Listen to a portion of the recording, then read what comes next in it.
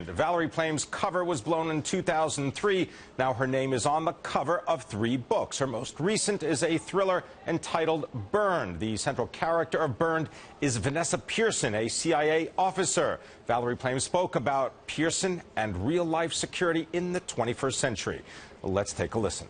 She's a covert CIA operations officer. She's had a couple years' experience. Her expertise is in nuclear counterproliferation.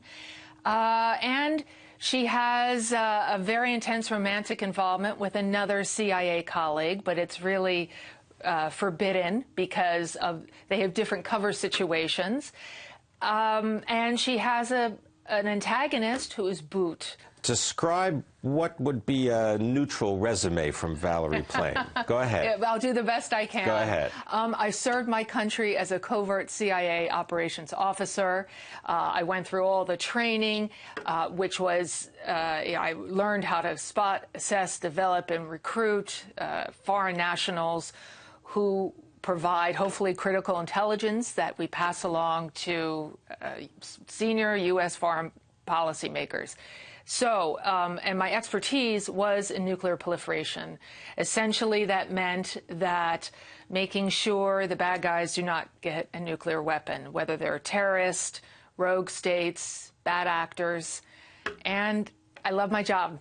And it came to an end abruptly. In 2003, in my estimation, as political payback for my husband, Ambassador Joe Wilson, who wrote an op-ed in the New York Times, in which he went after the central premise and rationale for the Bush administration that they gave to the American public for the war in Iraq, which said Saddam Hussein is an imminent nuclear threat.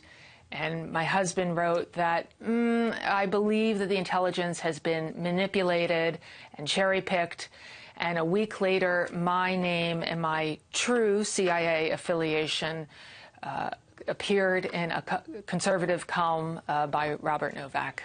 And that effectively ended your career. It did. At the CIA. That's correct. Okay. Yeah, puts my network of assets in jeopardy, ended my covert career, and of course at that time I was deeply concerned about the physical security of my then 3-year-old twins. The conversation, the consultation with allies and with non-allies such as Iran when it comes to ISIS and Islamic State. What's a scenario? How, as someone that has experience in that area of the world, paint a picture of how things might play out. No one was talking about ISIS until really 6 months ago, except for those who are following this very carefully. I can't speak to, there was a little dust-up over, was the president properly informed about the threat? Did he push back and blame the intelligence community? That really gets us nowhere. The fact is that they're covering a lot of territory. But it has to be noted again and again, it's worthwhile to say that they are neither Islamic. It's nothing to do with the tenets laid out in the Quran, and they are neither a state. But that's what the name that we've given them, Islamic State. Because of my background in focusing on nuclear issues, I am deeply concerned about ISIS getting some sort of nuclear capability. Clearly, their world outlook is nihilistic.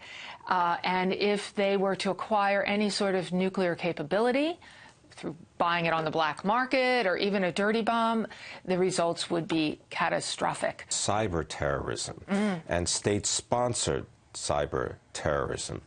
Do you consider that the de facto normal, everyday world of the Internet these days?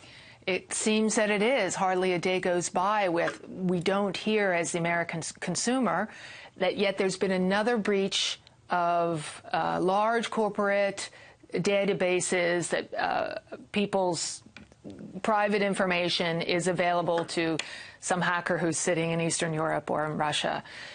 This is all plausible to you? Oh, absolutely it is. What do you think tell the world. of Ed Snowden?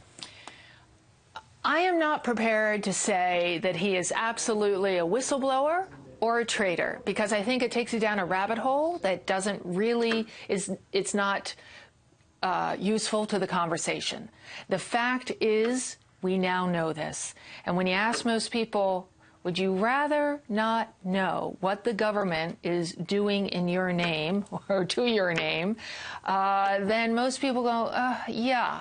And the question is, what is the appropriate balance of security versus privacy under the Fourth Amendment, keeping with our constitutional values? These two very heavily weighted issues reside uneasily side by side in a healthy democracy. We'd like to get to know a little bit more about Valerie Plame. Who would you like to play Vanessa Pearson? Jennifer Lawrence. Jennifer Lawrence. Yeah. Okay, Jennifer Lawrence as the next maybe Vanessa Pearson. She's smart, she's the right age, she's got that moxie. Yeah.